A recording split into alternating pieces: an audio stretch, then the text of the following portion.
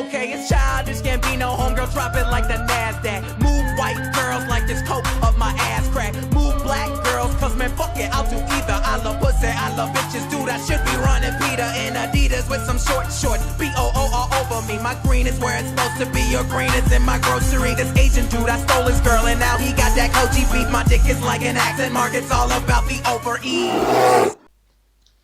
Hey there all you night owls, and welcome to Beer Analysis, the series where we analyse the world's most beloved beers. Hope you're comfy while watching today, and if you're looking to make yourself even comfier, may I suggest a meal to pair with today's videos? Today's suggestions are honey soy chicken. If you're looking for something a little bit sweeter, we have mango sorbet. Or if you're looking for just a quick snack, well, why not grab a piece of fruit? Apple, banana, mango, watermelon. Just go for it, am I right? But onto the topic at hand. The sun beer, or Ursus malayanus, is the world's smallest species of beer, living in the tropical rainforest of Southeast Asia. The sun beer has two subspecies: the Malayan sun beer that lives in mainland Southeast Asia and Sumatra, and the Bornean sun beer, which possesses a smaller skull when compared to the Malayan sun beer and lives in Borneo.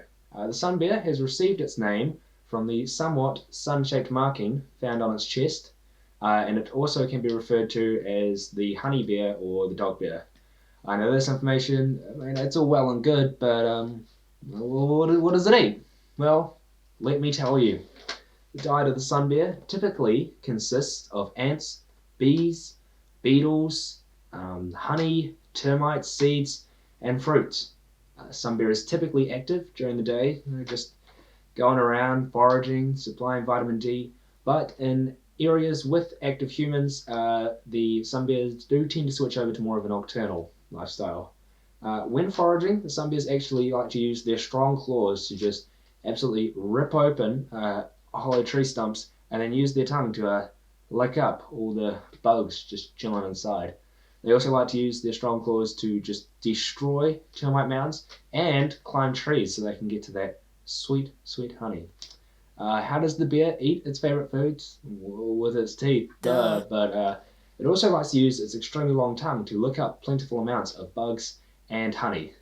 Now, a quick side note, if there are any birds, deers, eggs, or reptiles watching, just be careful. The sun bear has been observed to occasionally eat you guys, so yeah.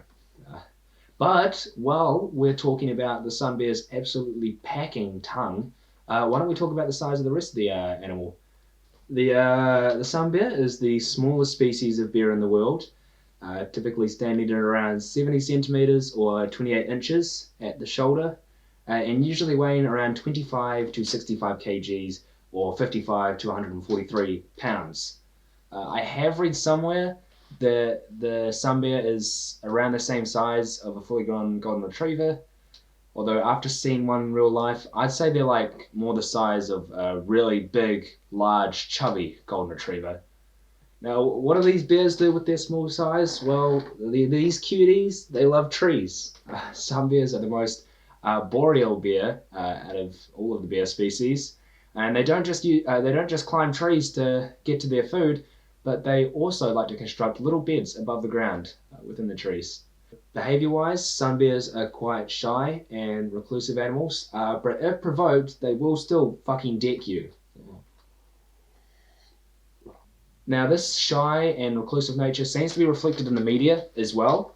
I did go on a little bit of a search to see if I could find any characters in TVs or movies that are sun bears, and I could not find anything, which I think is completely unfair because other bear species have their represented characters in media, like sloth bears. They have Baloo in the Jungle Book, and brown bears, they have Bruce and Jerome in 2011 Kevin James the Zookeeper, but there's no sun bears, which is bogus. So that would be my one message to Hollywood: more sun bear representation, please. Although I have to mention, when I was searching for sun bear characters within the media, I could not forget this unforgettable tweet as shown here.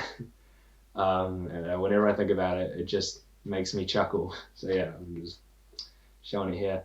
Now, what if you want to see the sun bear in real life, not just over a screen? Well, I have news for you. If you are a samba deer, or a reticulated python, or a bearded pig, or any other animal that lives in Southeast Asia, then you're in luck, because you might just run into the sun bear in your natural habitat. Another thing that is very interesting, some of the Malayan sun bear's habitat actually intersects with habitats of other bear species. So there is a chance that a sloth bear or an Asiatic black bear might just come across a sun bear in Bangladesh. Now, don't live in Southeast Asia, I hear you say. Well, I mean, zoos are always an option. I've compiled a short list of zoos that I quickly found on the internet, and I've also left a wee link in the description for a website that you can use to find any animal, not just sun bears, across various zoos in Europe. But onto the list. Of course, we'd start off with Wellington Zoo in New Zealand, which currently has the only bear in New Zealand. San Diego Zoo, which has the only successfully reproducing Bornean bear in captivity. There's also Atlanta Zoo and Audubon Nature Institute in the States, Taronga Zoo in Sydney, and Perth Zoo in Australia. And of course, there's Edinburgh Zoo, Chester Zoo, and Belfast Zoo in the UK. Yeah, that's all I have to say about bears today. I hope you enjoyed watching. Yeah. Sun bears, 5 stars.